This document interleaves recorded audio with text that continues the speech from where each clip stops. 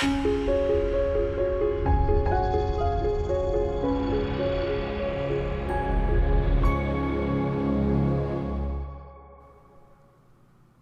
everybody, it's Denise Lush here with another print to project for you.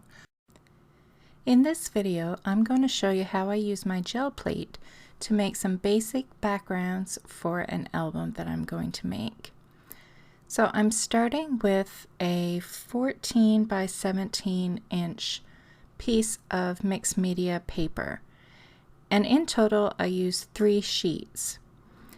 Now you can use whatever kind of paper you like and whatever size you want and adjust your pages accordingly and how you cut your piece of paper.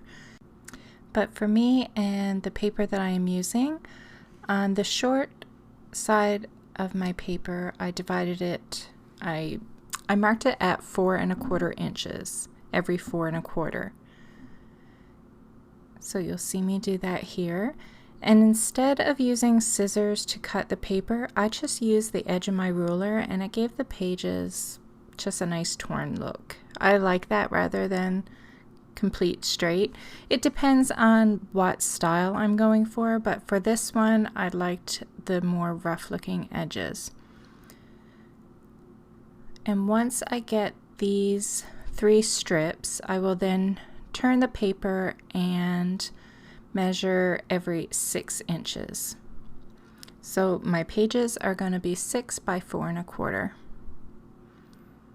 So instead of marking each sheet, I just took one of those strips of paper and used it as a guide for my next sheets. As you can see me doing it here. And I know I'm showing only 2 pieces of paper, but once I had those all cut down, I decided I wanted a 3rd. So I did end up using 3 pieces of paper. And here you see me marking every 6 inches. You do get a little bit left over, but I just saved them for, I'm sure, something else I will do down the road. And notice instead of marking each sheet, I just left my ruler in place and tore each piece. It was so much easier.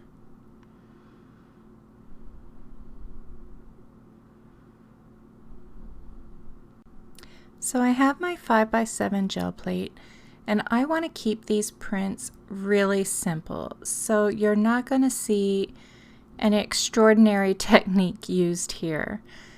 So I'm just taking the Dina Wakley paints that I showed at the beginning of the video, and I'm using the paler colors of those that I selected for the background in the beginning. And then I have this stencil here by Dina Wakley, and I'm using it to block off some of the color, because the whole idea that I have is to use this book for just journaling thoughts or for writing down quotes, things like that. So I wanted this album to have a softer, simple look. So that is what I'm going for. But I promise you it'll be more interesting than what you're seeing here right now. We will be jazzing it up a little bit more than that.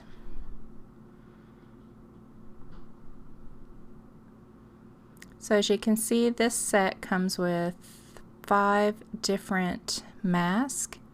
You can use it as a mask or a stencil because you get both the negative and the positive pieces. But I thought it would be great to leave parts of the paper white so it's easy to add some writing. And I'm going to do this technique for both sides of every piece of paper.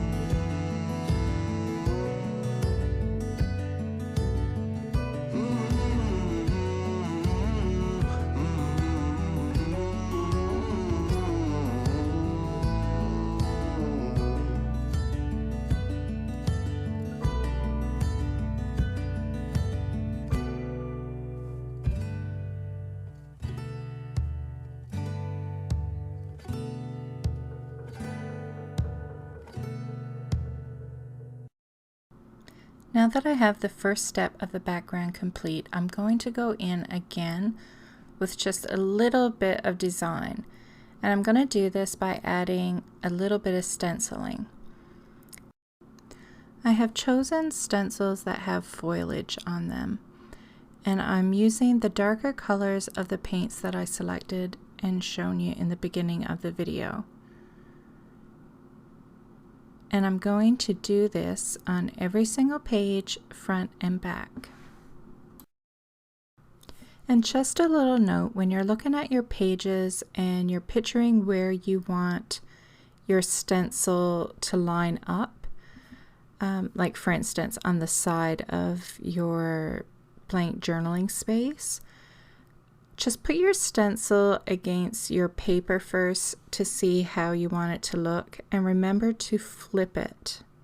And just be cautious, like don't put down your paper right away. Kind of have a look at where the print is on your gel plate and where it is on your paper to see if it's going to go where it is you want it, because sometimes it can be a little tricky, and especially when you're getting caught up in playing and doing the gel prints, you kind of forget, okay, things are going to be backwards. If I want it on this side of the paper turned this way, then I actually have to put it on this side of the gel plate turned the other way. It's kind of, you know, it gets a little confusing at times, like when you're in the mood to just play. So just a little note.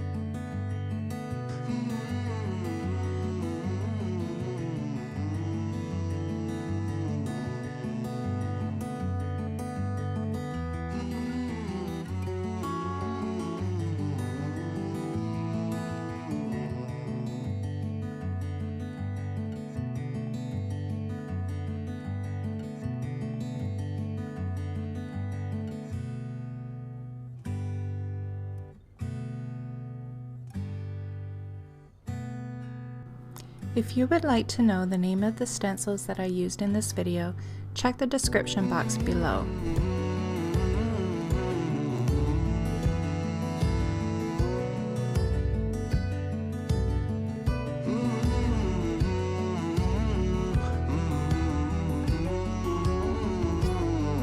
And this is all we're going to do for part 1. We have our background started, we've added some stenciling, and in part 2 I will show you how I'm going to add just a little bit more to these pages to make them look complete, and how we're going to finish up the paper and bind the album together. So join me again on Saturday for our finished print to project.